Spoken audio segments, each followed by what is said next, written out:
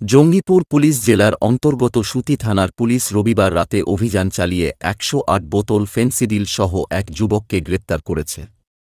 ধৃত যুবকের নাম দুলাল হোসেন, যার বাড়ি সুতি থানার হাসানপুর গ্রামে। অভিযান চালিয়ে সুতি থানার ইসলামপুর বাগান এলাকা থেকে ধৃতকে আটক করা হয়।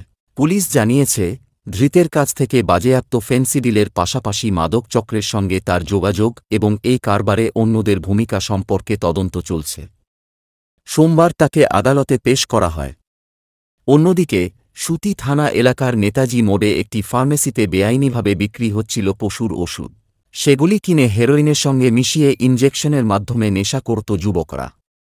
গোপন তথ্যের ভিত্তিতে অভিযান চালিয়ে ওই ফার্মেসি মালিক সুজিত ঘোষকে গ্রেপ্তার করা হয়েছে।